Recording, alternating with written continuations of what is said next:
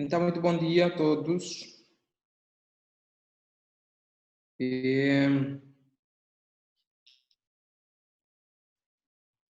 Na última aula nós estivemos a ver o livro do Êxodo, as suas partes. Hoje nós vamos ver o livro de Levítico e o livro de Números. São assim os chamados livros do deserto. São livros que contam, portanto, esta travessia do deserto do livro de Números. O livro de Números é que conta os famosos 40 anos no deserto. Então vamos ver esses livros.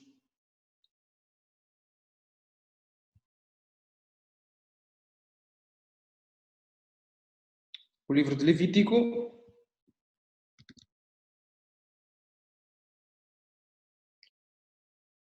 e depois o livro de Números. O livro de Levítico vem de Levi. Levi é um dos 12 filhos de Jacó. Lembra-se de Jacó, pai de José? Esses filhos que desceram ao Egito no início. Isto já está claro, não vou voltar a falar disto. Levi era um dos 12 filhos de Jacó. E, portanto, nasceram 12 tribos. Há uma tribo ligada a Levi, que são os levíticos. A esta tribo, Levi, estava reservado, portanto, reservadas as funções sacerdotais. São os filhos de Levi que desempenhavam as funções sacerdotais, as funções ligadas ao culto, aos sacrifícios, às ofertas, às oferendas. E tinha como, sob orientação de Arão. Arão era o sumo sacerdote e outros que seguiram. Portanto, daí o nome do livro Levítico. Vamos ver, portanto, é um livro muito preocupado com o culto, com as ofertas, as oferendas, os sacrifícios. Portanto, podemos dizer assim, é um livro muito sacerdotal. Portanto, é um livro que se ocupa, portanto, destas coisas ligadas ao culto, às oferendas, aos sacrifícios. E, portanto, o livro, o que aqui temos no livro? No livro de Levítico. No livro de Levítico nós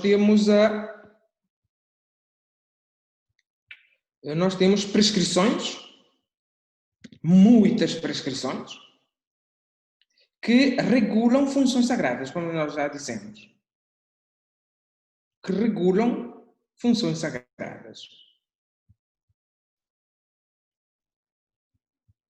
Temos prescrições que regulam as funções sagradas. Prescrições que regulam não só as funções sagradas, não só o culto.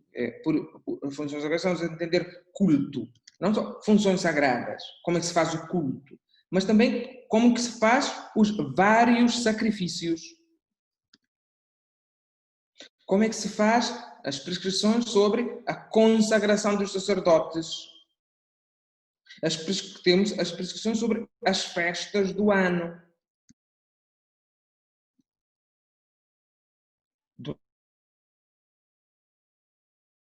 Festas.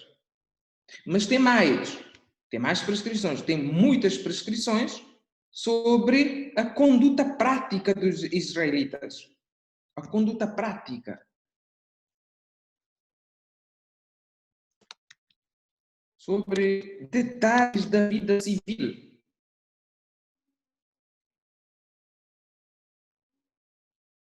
Portanto, tudo isto nós encontramos no livro de Levíticos. É um livro com várias prescrições.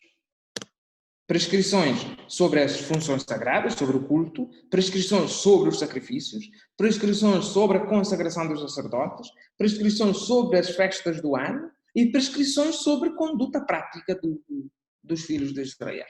Como devem comportar nas mais variadas situações da vida normal.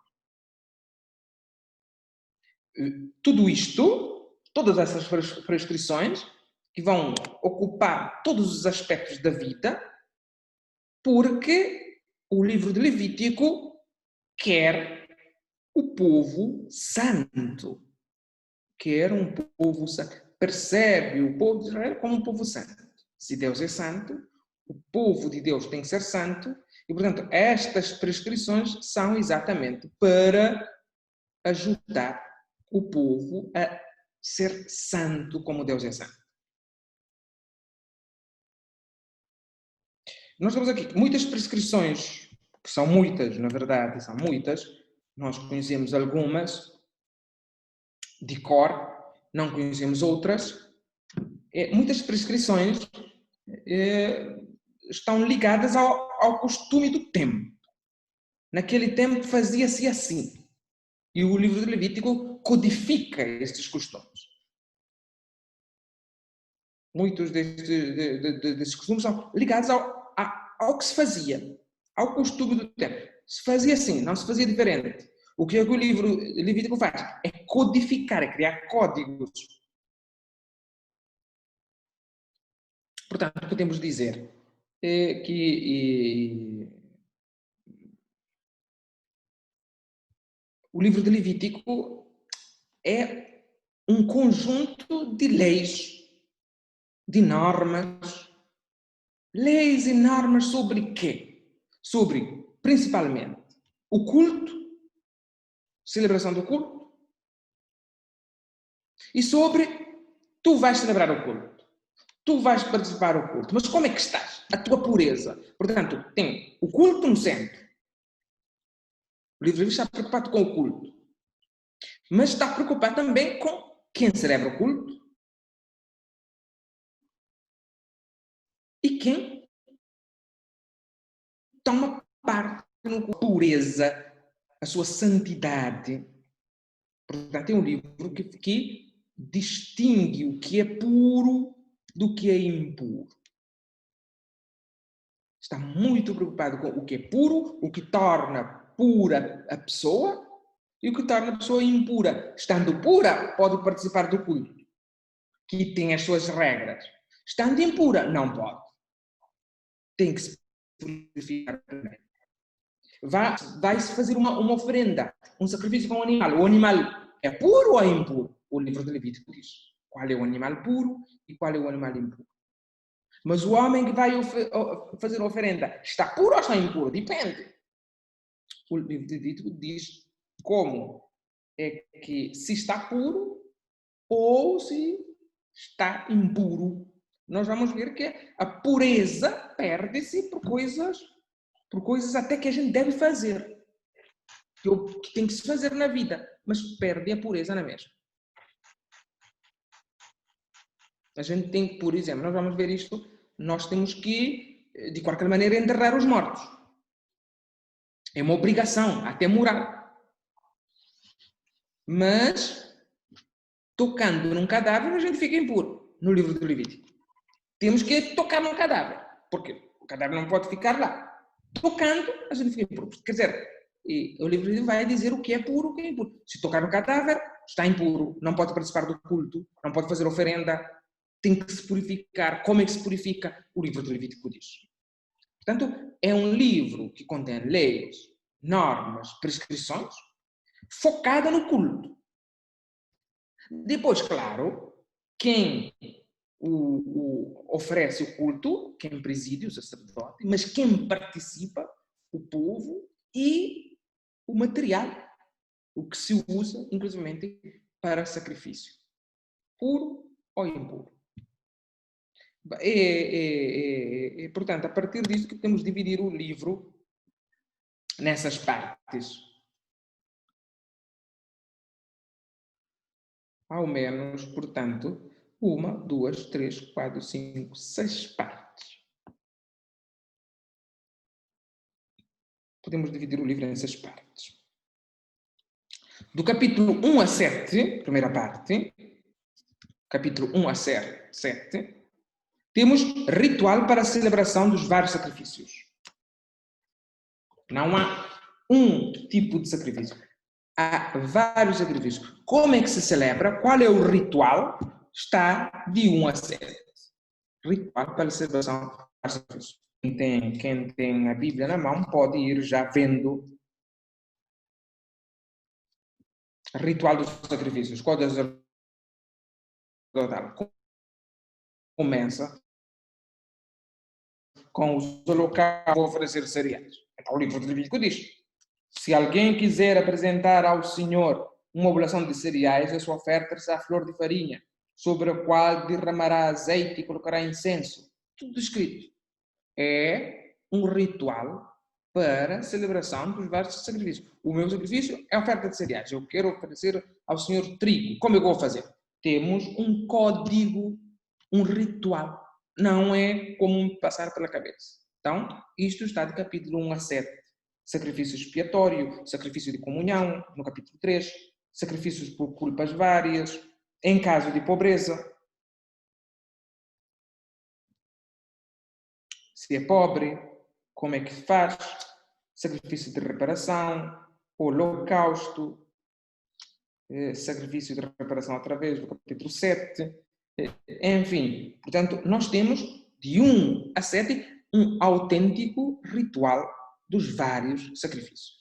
Do capítulo 8 a 10,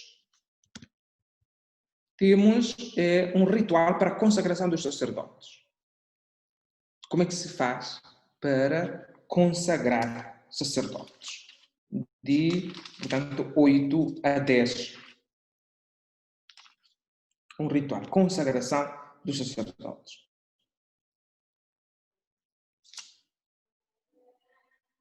Arão é o primeiro a ser consagrado, mas tem todo o ritual para a consagração dos sacerdotes. Depois de 11 a 25, parte 3, 11 a 25, temos leis, o que eu estava a dizer, leis relativas à pureza ou à impureza legal. De 11 a 15 temos leis sobre pureza ou impureza legal.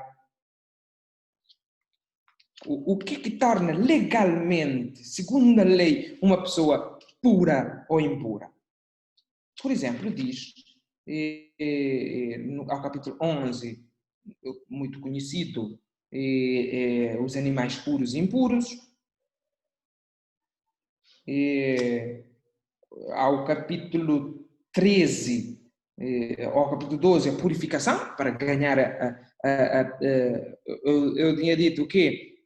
Às vezes, coisas que a gente tem que fazer, mas deixa a gente impura, portanto, dar à luz, ter um filho.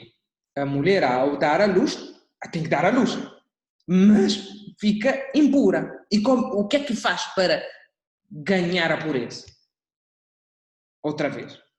No capítulo 12 diz o que é que deve fazer para ganhar a pureza outra vez. Dependendo se o filho for rapaz ou dependendo se for uma filha.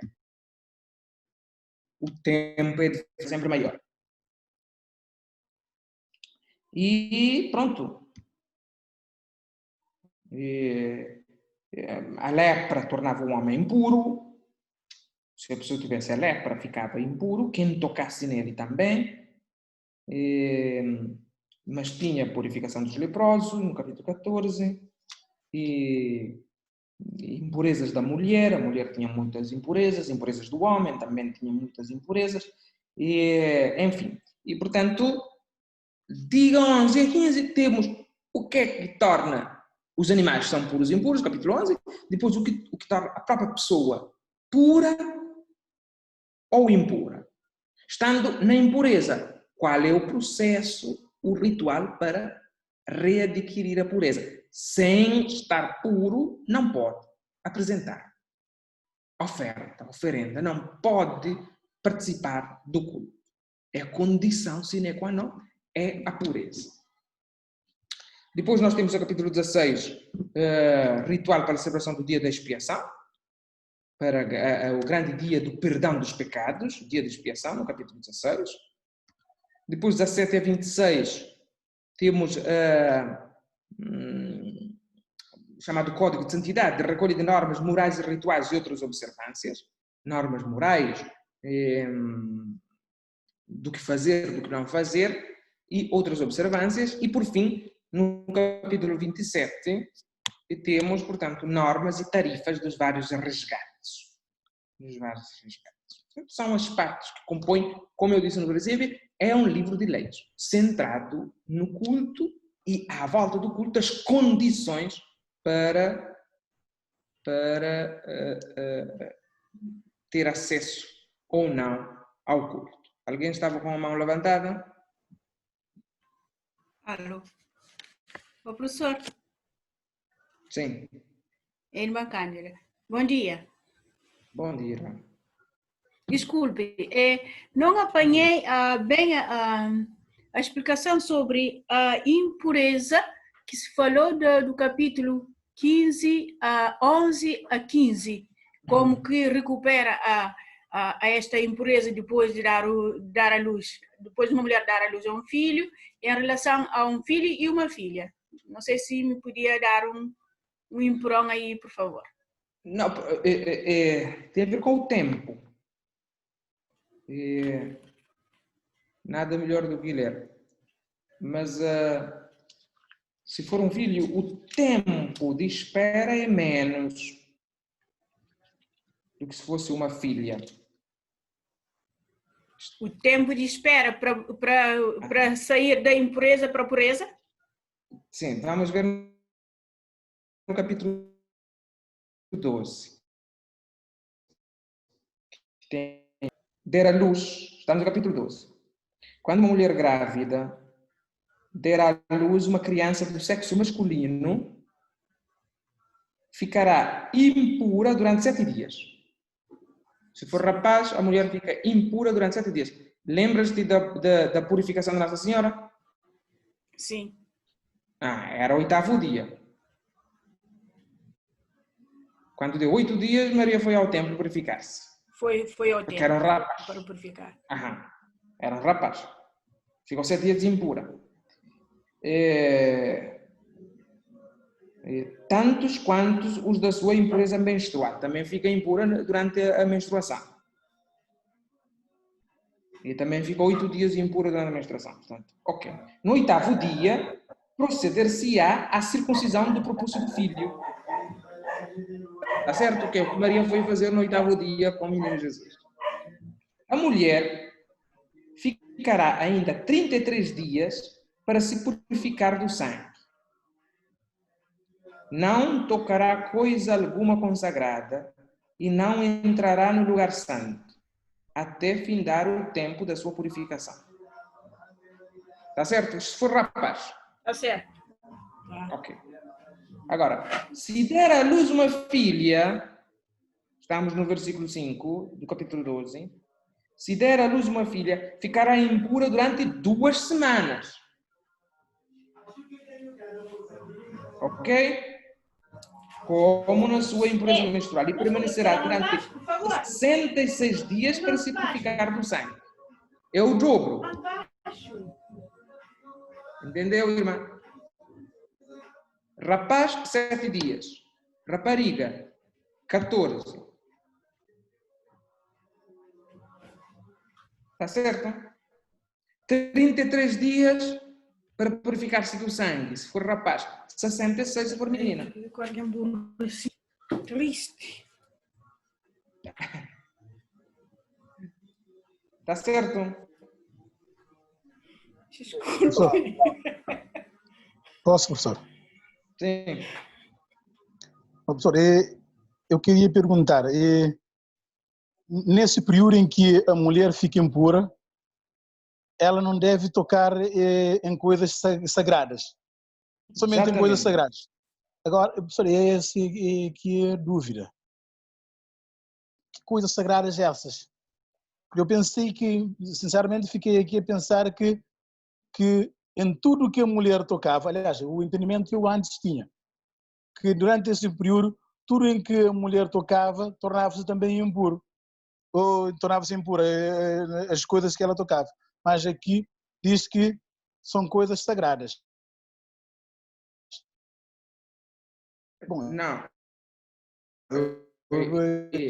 Coisas que se tornem impura ok. quando a pessoa estiver impura e tocar, mas isso não é importante aqui. O importante Ok, é que ok. isso reforça a preocupação do livro sobre o culto, Sim. ok? Sobre o culto. Bem, Então, por isso é que diz assim, a mulher impura, bem como o homem, quando o homem estiver impuro também, está na mesma. Não pode tocar, mas aqui não está interessado em tudo. Não pode tocar nas coisas sagradas. As coisas sagradas são as coisas dedicadas ao culto. sim, sim, Ok? ok. Sim, sim, sim, sim, sim. A preocupação aqui é o culto. Portanto, a mulher está impura, não pode tocar, por exemplo, nos vasos sagrados para o culto, porque o vaso ficará impuro. É um problema. Até com um ritual próprio, depois do tempo que já vimos, ficar a readquirir a pureza.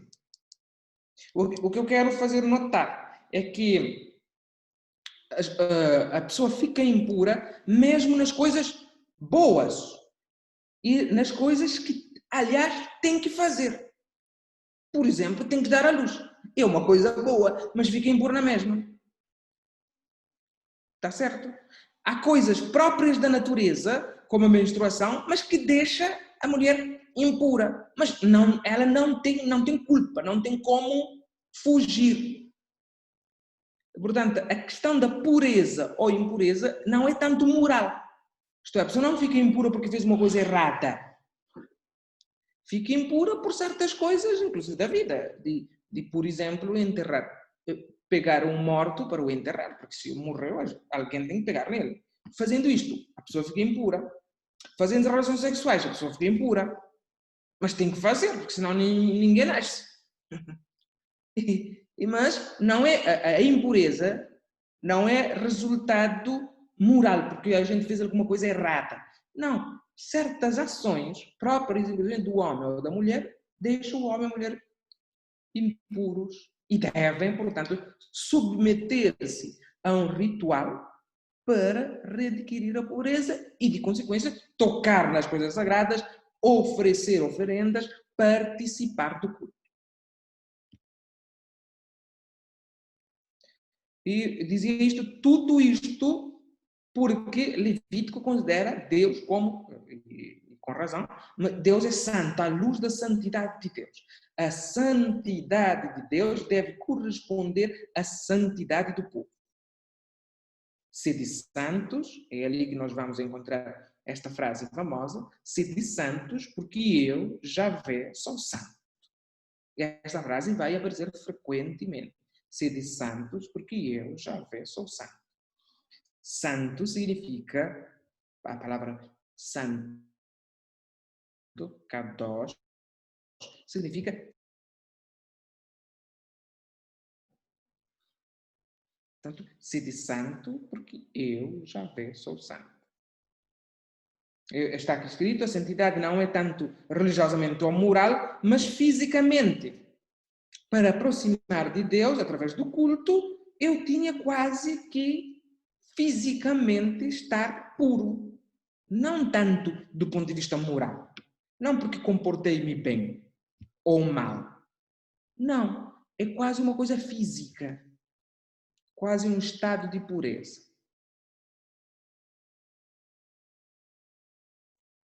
E, portanto, por isso nós não vamos ter em Levítico só normas morais. Só o que fazer, com o mandamento, não fazer isto, não fazer aquilo, não fazer. Não vamos ter só isto. Vamos ter aquilo que eu já disse, quase coisas tabu. Como a sexualidade, a menstruação e outras coisas. São assuntos tabu e são considerados como coisas que trazem impureza.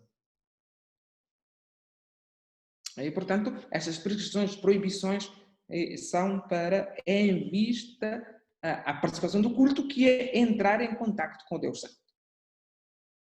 Já disse isto, portanto, é só repetir, portanto, mesmo situações que não dependem da nossa vontade, ou situações que temos que fazer, moralmente legítimos, situações que nós devemos, inclusive, fazer, mas provocam um estado de pureza.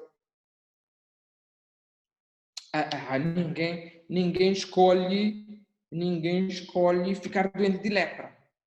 Não é uma opção. Mas não tenho culpa. Apanhei a doença, fiquei impuro. E devia ir mostrar-me ao sacerdote. Porque a cada impureza, ou cada pureza, há um ritual. O Levítico trata disto. Mas a prescrição mais importante de Levítico está em Levítico 19:18. A prescrição mais importante está em Levítico 19:18. Vamos ver o que é que diz Levítico 19:18.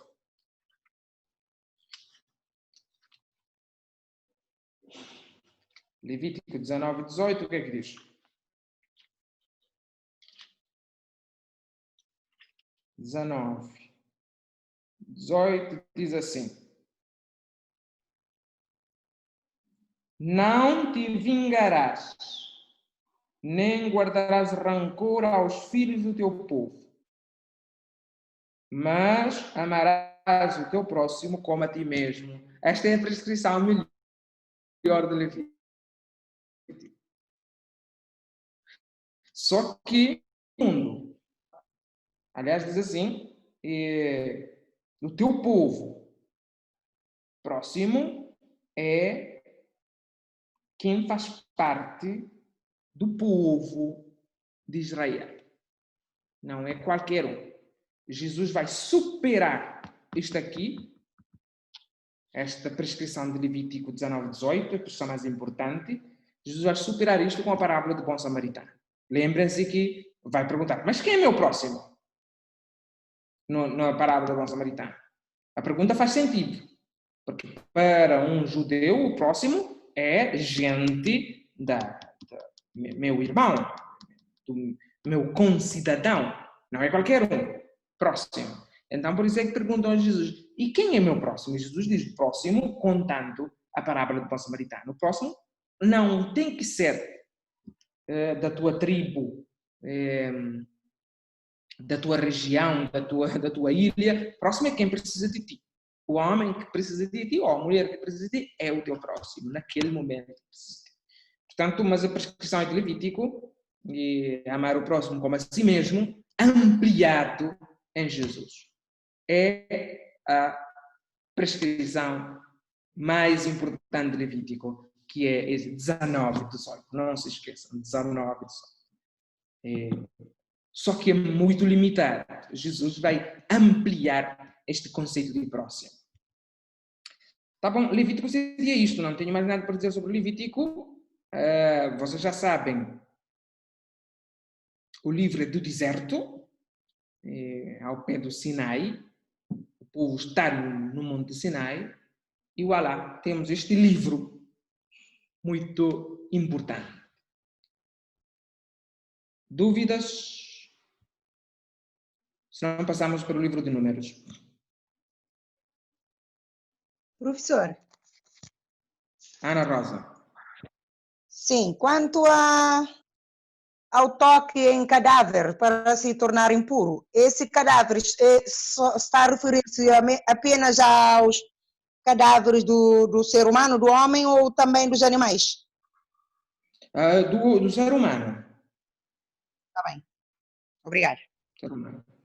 E assim a gente entende, por exemplo, porque que é por causa desta prescrição do Levítico que também nós percebemos que quando na parábola do bom samaritano o sacerdote, quem passou lá? Passou o sacerdote e o levita.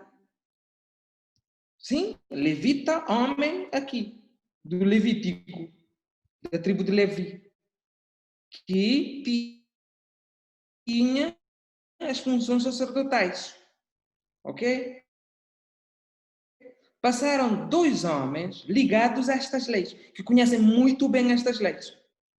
Passaram antes do publicano, do samaritano. Estão a entender a lógica? Aqueles 2 homens que passaram antes não eram maus. Não eram maus. Não viram o homem lá deitado e disseram, ui, assassinou. Não, não eram maus. Eram cumpridores da lei. E a lei dizia, se tocares em sangue, se tocares num cadáver, ficas impuro. E se estás impuro, é sacerdote ou és levita, eles sabem muito bem que não podem oferecer sacrifícios. Não podem participar do culto. E eles são homens do culto. Então, não tocam num homem meio morto. E se estiver morto, eu vou ficar impuro. E não posso fazer o meu trabalho. Vou perder tempo. E se estiver com sangue, também vou ficar impuro.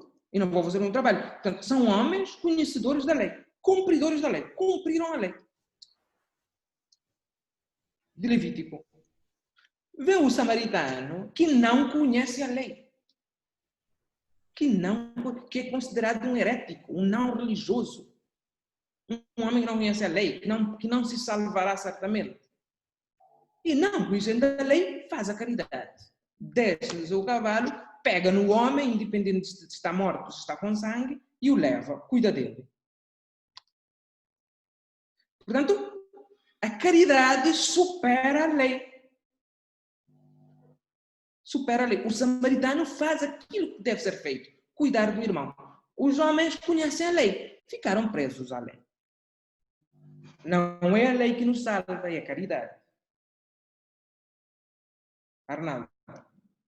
Assim nós podemos compreender a parábola do samaritano. Compreendendo o Levítico. Eles conheciam as leis, as proibições. É como eu sou padre, sabendo que se não sei, tocasse uma coisa não pudesse celebrar a missa, eu digo, não toco, porque vou celebrar a missa. Então, eles, sabendo que podiam ficar impuros caso o homem estivesse morto, ou caso tivesse sangue, então passam ao lado, não porque são maus, não é uma questão de maldade, é uma questão de lei.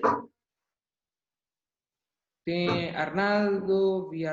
Obrigada, professor. Obrigada, porque isso eu não tinha interpretado isso. Nem ouvi explicação dessa. Mas é assim. Por isso, os nomes não são lá assim à toa. Jesus não diz um levita e um sacerdote à toa, um samaritano à toa. Não, diz porque as pessoas entendem estas coisas aqui, conhecem muito bem estas prescrições que nós estamos a falar. Um samaritano não as conhece, porque era considerado tipo lá um povo desgraçado. Tem muita gente que quer falar, vamos falar um de cada vez, coragem. Arnaldo, Manuel Tavares, Zelino, Elvio. Professor? Sim. Eu estava a querer dizer, é a mesma coisa que dizer que o sacrifício pela lei foi abolido pela misericórdia. Sim. Nós superamos a lei em Jesus Cristo. Senão, qualquer lei que não adequa mais ao Evangelho fica de fora. Então, quer dizer que... É a plenitude, é o sentido de tudo isto. Senão fica... É por isso também que eu disse, a pureza e a impureza de Levítico não é muito ligada à moral. Isto é, nós podemos pensar assim, nós os católicos pensamos mais ou menos assim. Se eu roubar alguém, vamos dizer assim, se eu roubar alguém, eu fico impuro. Vamos usar esta palavra. Eu fico impuro. Isto é, não posso comungar, não posso comungar, não posso participar, eu vou confessar para ganhar a pureza outra vez. Estou a usar a pureza, não é a pureza que nós usamos, ok? Mas ligamos este estar puro ou este estar impuro a um ato moral. Eu cometi um ato moralmente reprovável. Ok? Mas a pureza do Levítico não tem também isto. Nós temos uma de capítulo 17 a 26, tem normas morais. Ok? Podem lá ir ver, norma. Mas não, muitas outras prescrições não têm nada a ver com o que eu fiz ou deixei de fazer. É como eu tive um filho, tenho que ter filho. Não é que é uma opção, certamente, mas não é que a humanidade tenha outra alternativa senão reproduzir-se. E para reproduzir precisa fazer relações sexuais. Fazendo relações sexuais eu fico impuro, tendo filho eu fico impuro, e apanhando uma doença eu fico impuro. Não tem a ver primeiramente com opção moral. Como nós hoje percebemos com opção moral. Eu não fico, não tenho pecado se eu apanhar uma doença. Uma doença. Ou não tenho pecado se eu enterrar um morto. Eu tenho que enterrar um morto. É um dever enterrar um morto. E outras coisas várias. Mais gente quer falar? Só. Manuel Tavares. Alô. Arnaldo. Sim. Não, eu queria... Podes falar, Arnaldo, podes falar.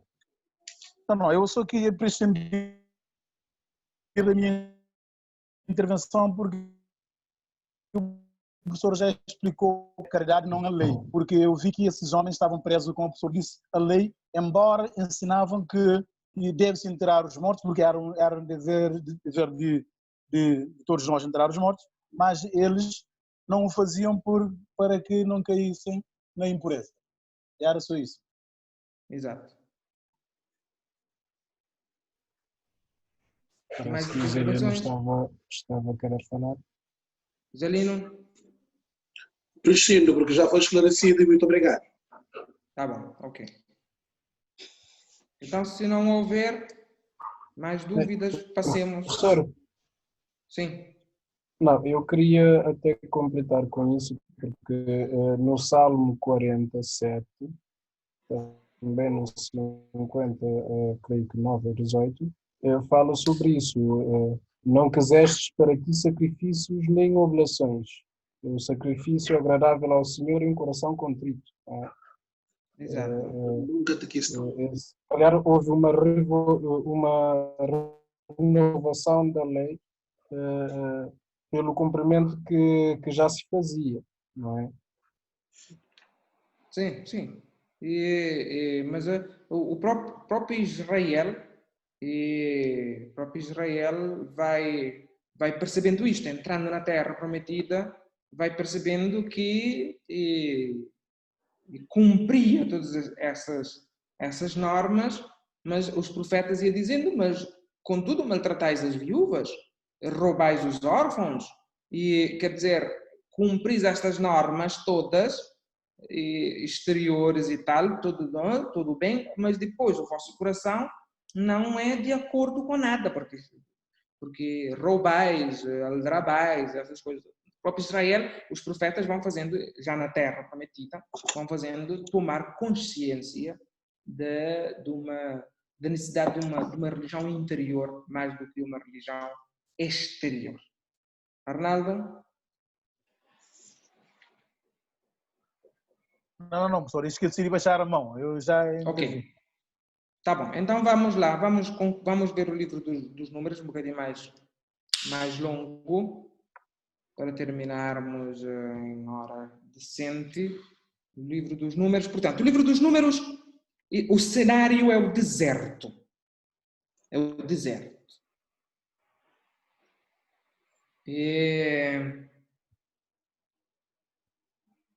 Seria interessante, mas não tenho, vermos este deserto.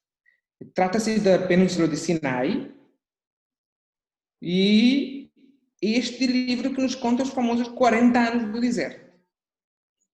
Porque até o Monte de Sinai as coisas aconteceram entre 3 meses, mais ou menos.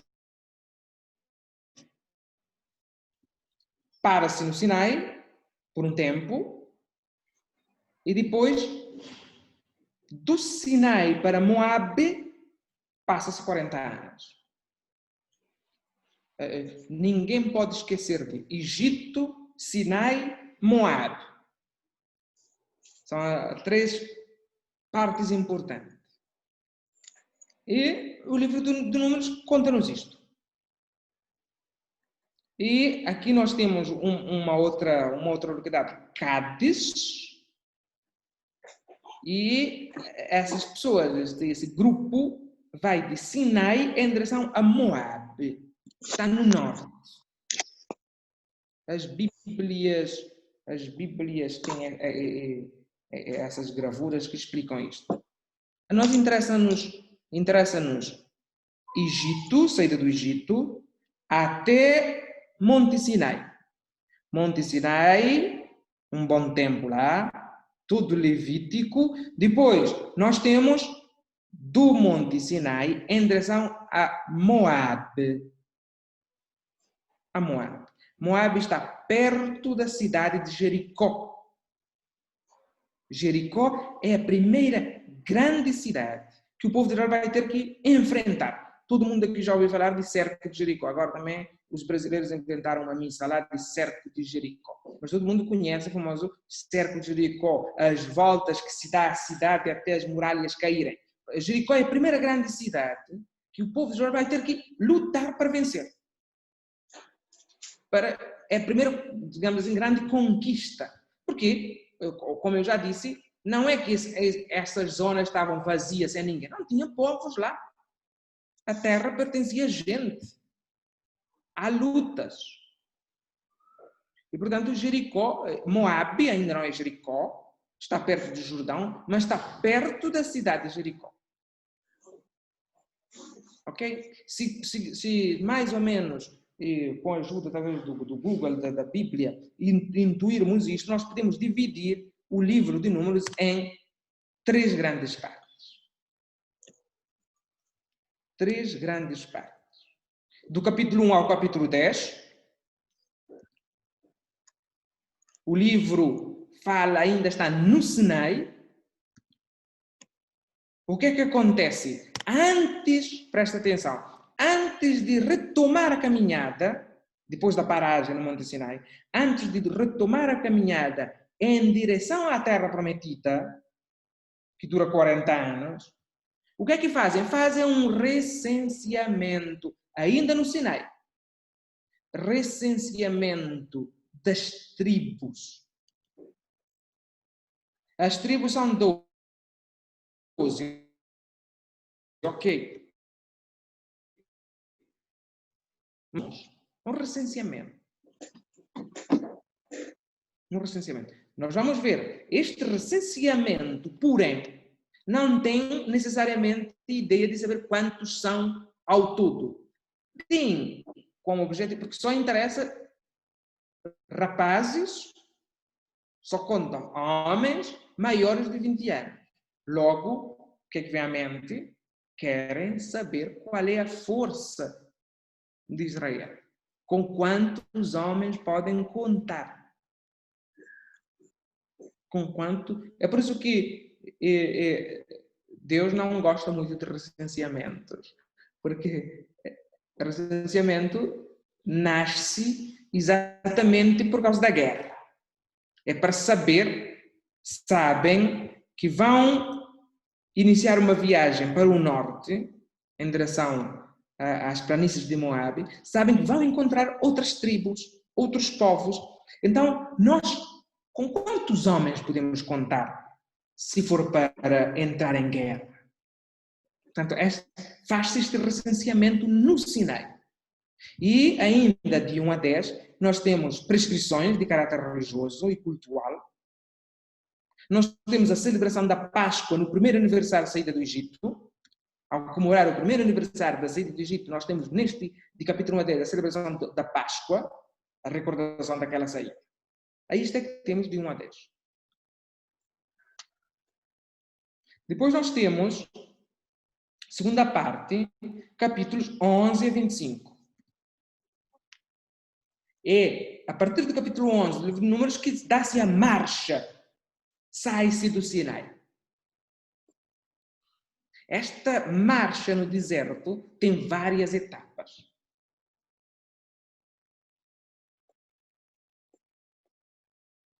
Mas temos Sinai, Cádiz, se quiser fixar este nome, Cádiz e Moab.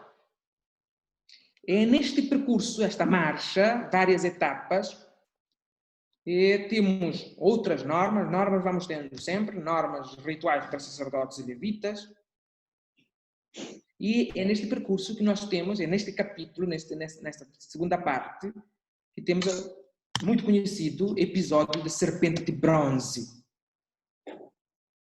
Serpente de bronze. Lembrem-se, há serpentes a morder todos no deserto e Deus manda fazer uma de bronze pendurada num poste. É muito famosa porque os cristãos vão ler esta passagem vendo a cruz. Jesus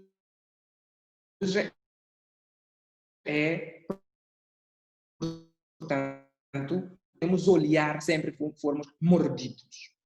Depois nós temos a terceira e última parte, que vai do capítulo 26 ao capítulo 36. O que é que temos ali? Um novo recenseamento. Novo recenseamento. Temos a passagem de poderes para Josué. Josué substitui Moisés no comando. Temos a conquista de algumas zonas de Transjordânia, de Jordânia para lá. Algumas tribos, algumas zonas. E algumas tribos de Ruben, de Gad e de Manassés, parte de Manassés, decidem ficar, não avançar mais. Não vão para além de esta zona. Ficam na Cisjordânia, de Jordânia para aqui, não para lá, não atravessam o Jordão.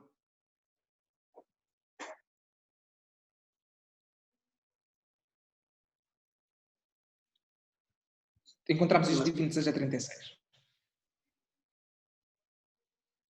E temos um sumário, nesta parte, temos um sumário. Portanto, o livro vai recordar as etapas que se fez. Temos uma parte do livro em que o próprio livro conta todas as etapas que o povo fez, desde a saída do Egito até o território de Moab. Temos ali, nesta parte, disposições de direito civil, como a herança dos levitas e as mulheres casadas. Isto tudo de 26 a 36. Portanto, o livro subdivide em 3 partes, podemos assim dizer. No Sinai, antes da caminhada, durante a caminhada, até Moab, e algumas partes já é Moab, e os primeiros passos para a entrada de Jordão para lá. São as partes do livro. Por que é que o livro chama-se Números? Já vimos, porque os primeiros 4 capítulos relatam, portanto, o recenseamento dos hebreus. Os primeiros 4 capítulos falam deste primeiro recenseamento que se faz ainda no Sinai. Os hebreus estão divididos em tribos, 12 tribos, agora é preciso saber os números. Como já disse também, apenas homens a partir de 20 anos, porque eram homens, com esta idade, a partir de 20 anos, homens saudáveis que podem, porventura, para conquistar, para entrar em alguma zona, para passar em alguma zona, portanto vai ser necessário, portanto, a luta, o combate. E, portanto, este recenseamento. Claro que Deus vai dizer, portanto, é preciso confiar não na própria força, no número dos que podem lutar, mas é preciso confiar em mim, Deus, Javé, que lutarei por vós. Portanto, a vida, nós temos, depois deste recenseamento, temos, já disse, a celebração da Páscoa e inicia-se, portanto, a marcha para o norte. E aqui é que vão fazer a experiência dura da vida do deserto. Não são os primeiros 3 meses, 4 meses do Egito para o Sinai, mas é aqui, a partir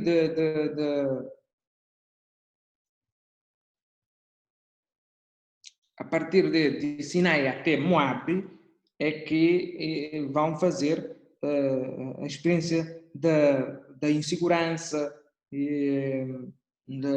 da dureza do deserto, mas vão fazer também a experiência da presença de Deus. Vão fazer a experiência da presença de Deus, que vai, portanto, estar com eles sempre. Em todas as circunstâncias, mesmo quando o povo falha, mesmo quando o povo desanima. Este percurso do deserto, que nós encontramos no número de números, devia ajudar Israel a ganhar, a rebustecer a sua própria fé em Deus. E, portanto, e acreditar na pessoa de Javé, acreditar que ele é o único que pode efetivamente salvar.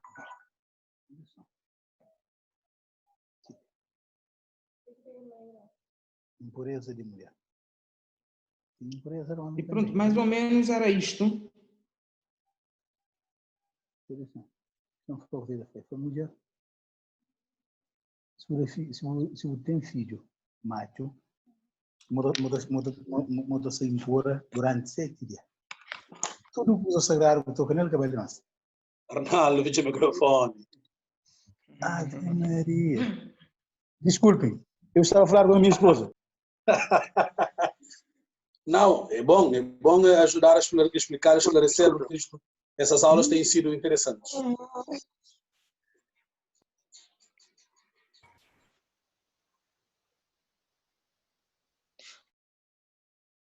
Ok. Sobre o livro, não tem mais outra coisa que eu possa dizer. Se tiverem dúvidas, Zelino. Obrigado, professor. Eu queria dizer que, na verdade, estou a perceber cada vez melhor esta disciplina dessas cadeiras para nós que somos professores de educação moral e para os futuros professores de educação moral religiosa e católica. E eu de vez em quando, uma cabalidade, entre aspas, porque quando vejo ou quando leio o Bom Samaritano, por exemplo, eu fico com raiva, fastio de padres que passam, homens que conhecem lei, levitas conhecem lei e passam por homem, não tomam conta daquilo, o próximo. Depois falham. E eu costumo até dizer que, sinceramente, esses homens falam, dizem que fazem aquilo que eu digo, não aquilo que eu faço, mas estou a perceber que não é isto. E nós acho que precisamos entender. E melhor do que nunca e agora, mais do que nunca, perceber essas coisas, para não estarmos a atacar, desculpa, e não estarmos a atacar indevidamente aos sacerdotes e às pessoas, porque se calhar eles conhecem a lei. Também, não sei se tem alguma culpa, porque não me explicam bem, porque conhecem, sabem, estudam as coisas. Eu acho que os padres estudam a pastoral, estudam a Bíblia, sabem isto melhor do que os fiéis, deviam explicar isto melhor às pessoas. Porque senão nós caímos nesta tentação de ficar com raiva, de ficar chateado com o padre. Porque não está falando, padre, concilei, estuda, ordena, toma um dom, etc, etc. E nós ficamos aqui, eu muitas vezes fiquei assim quando eu leio a coisa. E fico com raiva. Agora estou a perceber, não. O que é que está por detrás de tudo isto? como é que se isto processa, como é que se processava, e hoje em dia acho que eu percebo melhor, e estou a perceber melhor, a tentar perceber melhor as atitudes e os comportamentos que às vezes não são, para mim, parecem impuras, e conforme nós falamos hoje nesta aula, parecem impuras, mas que depois há o ritual de purificação, e então acho que falta, não sei se é um pouco mais de humildade aos sacerdotes para explicar isso, porque eu que tive catequistas que não tinham grandes escolas, não tinham grandes estudos, claramente não sabiam explicar muita coisa.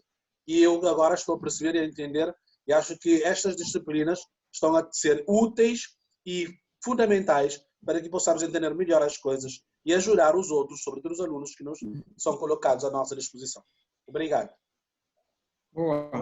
Tá, Bem, certo. professor Sim. Manuel Tavares. Não, só para dizer, a parábola do bom samaritano, veja, o indivíduo pergunta,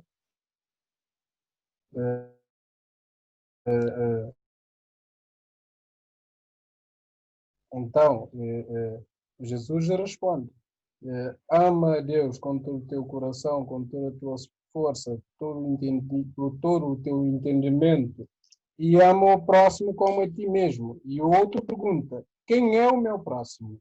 É uma dúvida, não é?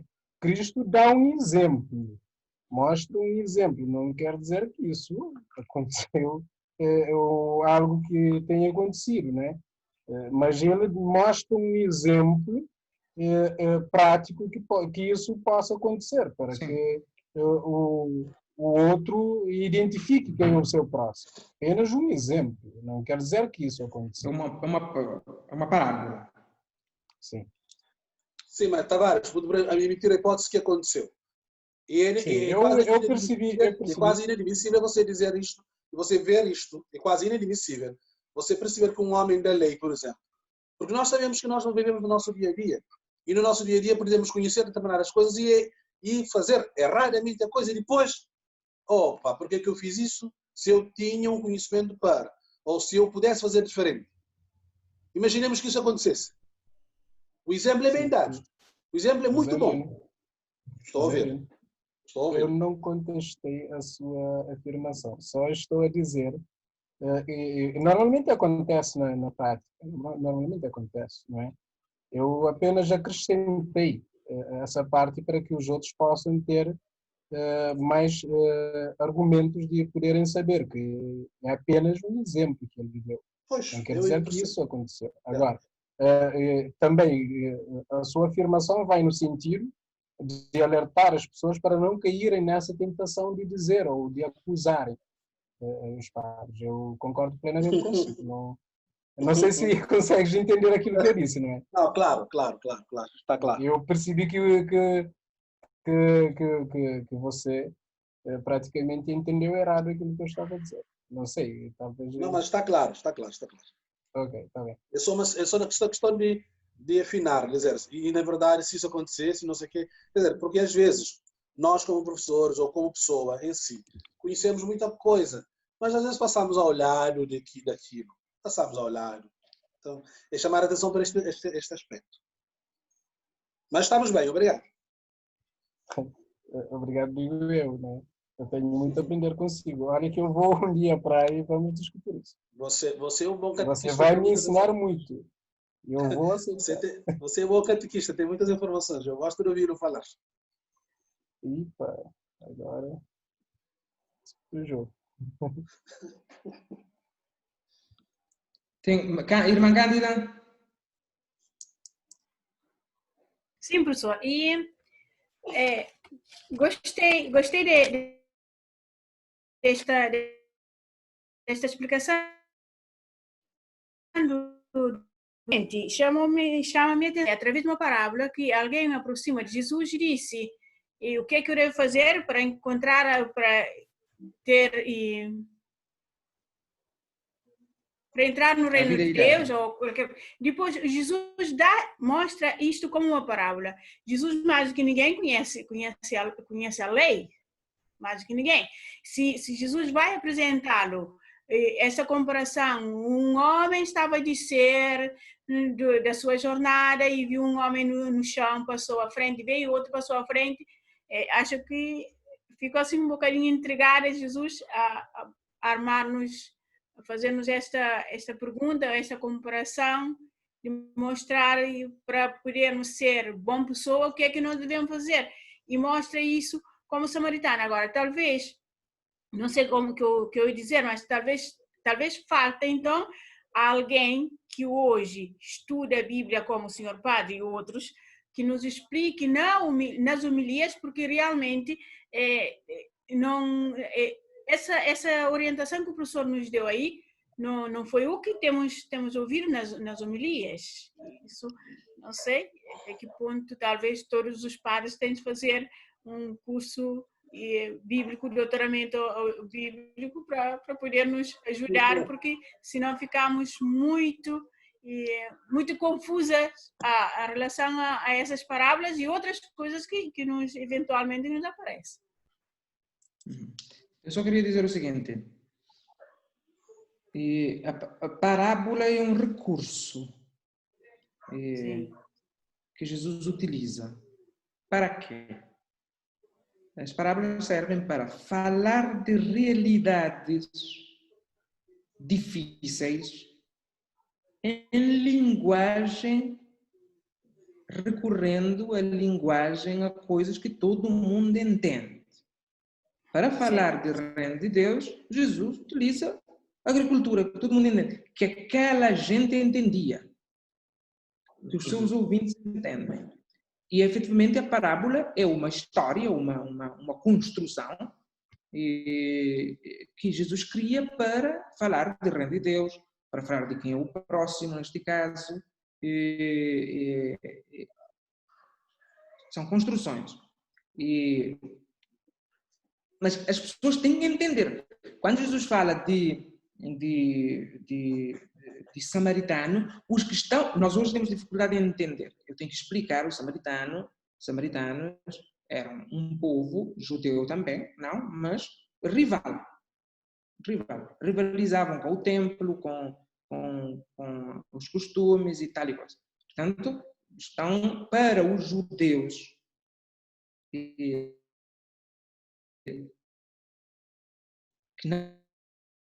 não viviam em Galileia e outras partes, os samaritanos não prestavam. Então, quando Jesus fala, diz um samaritano, todo mundo já sabe quem é. E ninguém espera boa coisa. Vem, já passou o levita, o sacerdote, que são gente capaz. Vê um samaritano, o que é que fará? Não fará nada. Será pior. Não, surpreende.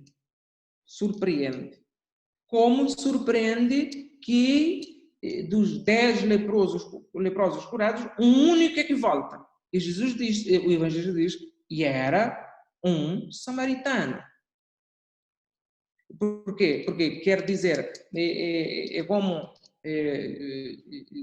gente de Cidade Velha tem mais que ter coisas de dissesse, por exemplo.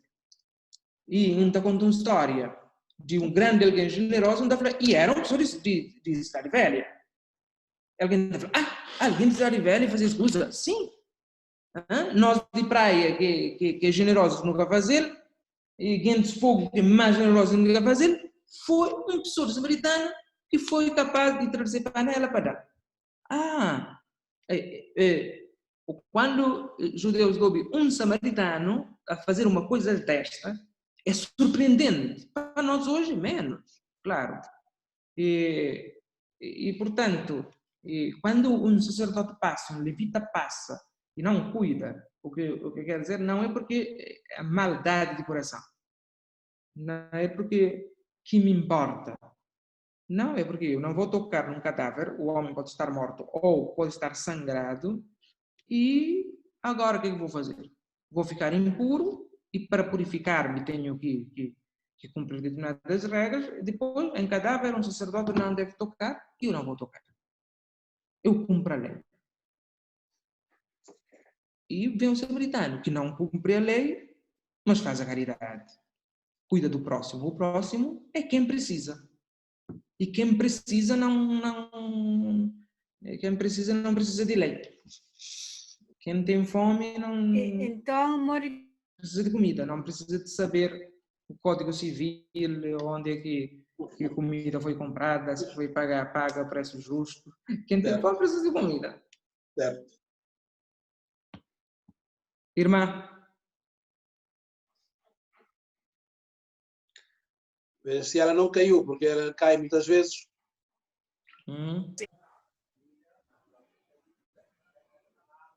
Como que o senhor padre me pode ajudar a entender se o samaritano não conhece a lei, não respeitou e serviu, apoiou o homem que caiu na valeta. Agora, como que o senhor padre me explique em relação à samaritana, também não conhece a água que tinha dado assim. É a mesma coisa. A samaritana do poço chega, não conhece, discute com Jesus questões porque acha que Jesus é um judeu, está a pedir a beber a uma samaritana, é coisa estranha. E começa a discussão com Jesus sobre as coisas que os dividem. Vocês dizem que deve-se adorar a Deus em Jerusalém, mas não é assim, deve ser adorado aqui. E Jesus lhe explica que a adoração agora é em espírito e verdade, não, o lugar já não conta. E o que é que faz? Faz que quando ela descobre quem é Jesus e a novidade de Jesus, que ultrapassa essas quesilhas, do ponto de vista do templo, onde é que o templo deve ficar, onde é que Deus aparece, onde é que Deus não aparece, porque ela também espera, os samaritanos também esperavam um Messias. Os samaritanos são hebreus, são israelitas, só que são um povo marginalizado, desprezado. Eles também esperavam e tinham crenças diferentes. E, portanto, ela vai dizer, o seu papel é de voltar para a sua zona e dizer aos seus concidadãos: eu encontrei este senhor, talvez ele seja o Messias. Venham ver. E trazer os samaritanos para conhecerem Jesus. E Jesus ficar com eles durante dias. E no fim, os samaritanos dizem à samaritana: nós agora acreditamos, não porque tu nos disseste, mas porque nós fizemos a nossa experiência com Jesus. Nós vimos, nós estivemos com Ele. Portanto, agora a nossa fé deriva da experiência própria, não só porque tu nos disseste. Com a samaritana, nós temos aquilo que é a iniciação na fé. Muitos de nós acreditamos porque os nossos pais nos disseram. Não conseguimos fazer a nossa própria experiência. Eu agora acredito porque eu sei, como diz São Paulo, em quem acreditei. Fiz a minha experiência. Fico naquilo porque me disseram. Os samaritanos acreditaram pela primeira vez porque se disse, a senhora disse, foram ver, acreditaram, vamos ver, mas estando com o Senhor fazem a própria experiência de fé. O que tu lhes deste era o primeiro passo. Demos o passo seguinte. A nossa fé agora é por causa da nossa experiência. E, portanto, a samaritana entra. Sempre que aparece samaritano no Evangelho, aparece geralmente como bom exemplo, para sublinhar que às vezes Deus é gratuito e as nossas práticas muitas vezes não passam de práticas que não chega a Deus. O cristianismo é uma religião do interior, da interioridade. E qualquer prática ou qualquer ritual que não venha do interior, que não nasça do coração e que não toque o coração, a consciência é inútil. É inútil. Eu vou dar só um exemplo. Qualquer procissão, qualquer missa que é só para inglês ver, que não nasceu de uma relação profunda, é inútil. É perda de tempo. Se não nascer do interior, do coração, se não for resultado de uma experiência, é perda de tempo. Nós somos uma religião do interior. Há religiões que basta lavar as mãos, como o judaísmo, até o cotovelo, já estou puro. Não. No cristianismo, a pureza não se alcança lavando as mãos. Lavando o exterior. Jesus diz isso claramente. Mas o interior é o que está dentro, o que sai, o que entra. Não faz nada, mas é o que sai do interior do homem é que o faz bom ou mau, puro ou impuro. Há uma reviravolta em relação ao Levítico. O exterior também conta, o exterior, mas conta menos que o interior.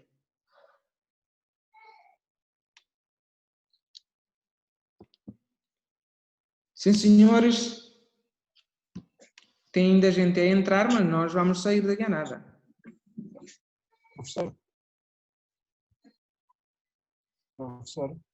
Sim, senhora. Como eu estava na aula, não sei porque, por falta de energia, a minha ligação caiu no momento lá abaixo, né?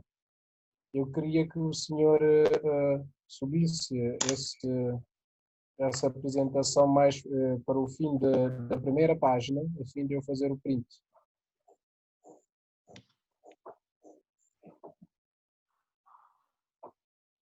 Aqui? Ok, muito obrigado. Não precisa subir mais.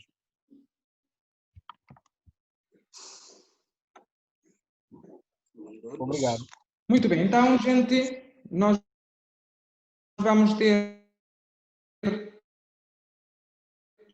ainda que é mais... E pronto. E talvez, próxima aula, acho que é a última, se eu conseguir despachar-me com o Deuteronômio, eu explico rapidamente uma coisa que eu disse no início, mas que certamente não ficou na mente, porque era cedo demais. Eu explico a questão do Eneateuco. Porque lembrem-se, no início eu disse que nós falamos de Pentateuco, mas podemos falar de Hexateuco e podemos falar de Eneateuco. Estes nomes complicados, mas por causa dos números. Pentateuco 5, Hexateuco 6, Eneateuco quando é 9. Porque é verdade que o Pentateuco faz um bloco, mas porque é que se colocarmos mais um livro, o livro de Josué faz Hexateuco, continua sendo um bloco, mas porque é que se eu colocar mais 4 livros, fazem 9 livros, continua sendo um bloco. Portanto, se eu tivermos tempo próximo aula, eu explico isto, porque falei disto no início, mas era cedo, não dava para entender, agora dá para entender, porque já temos uma noção do Pentateuco completo, e vamos ver como é que Josué encaixa muito bem, porque ficamos quase quando a telenovela termina. E agora, o que aconteceu na Terra Prometida? Então o livro de Josué vai contar os primeiros passos na Terra Prometida, então faz sentido. Mas isto é para a próxima aula. Filomena da Silva. Professor, boa tarde. Professor, já tinha muito tempo com a mão levantada, pensava que o senhor não percebeu. Professor, eu tenho uma dúvida Sim, eu tenho uma dúvida. Agora, como o senhor andou a falar hoje da pureza e da impureza, já me levantou a inquietação. Agora eu quero frisar aqui se o senhor podia me explicar um pouco acerca disso. E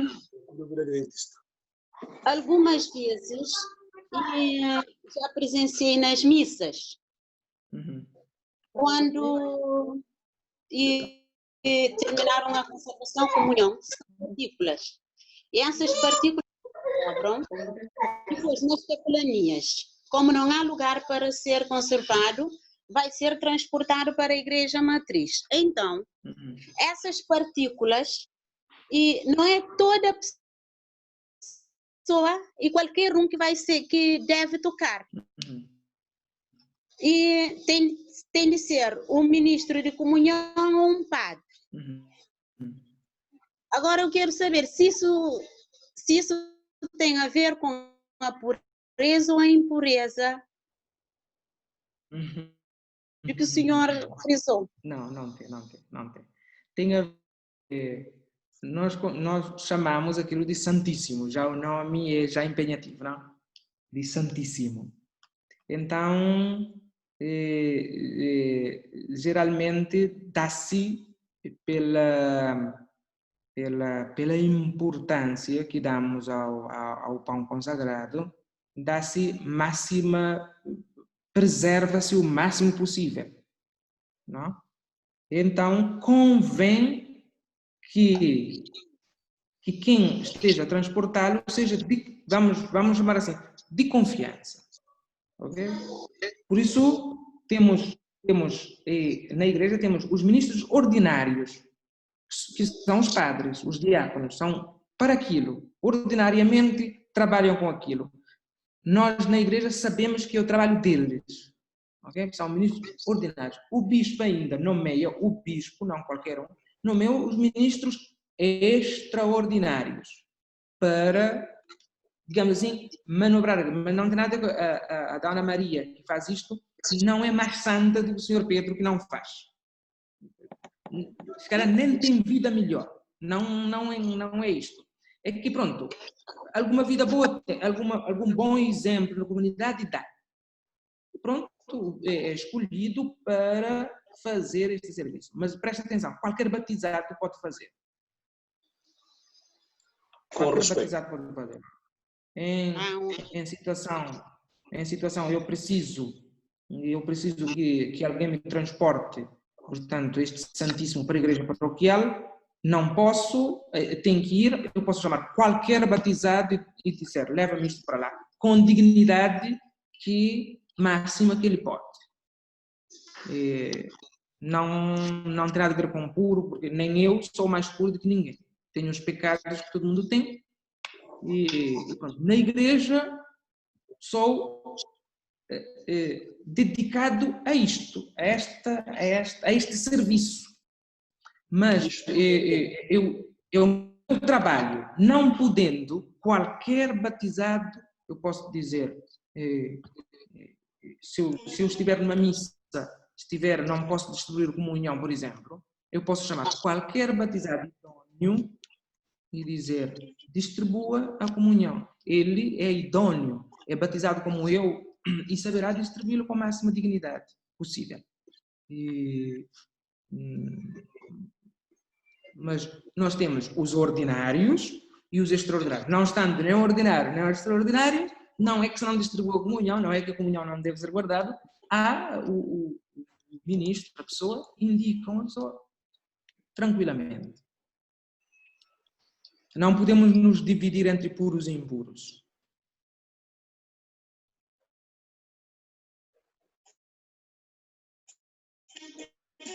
Era a minha dúvida aqui. Foi transporte, Fernando. Tu és ministro, não é verdade? Não ordinário. Tá bom. São meio-dia e meio. Acho que vamos ficar por aqui.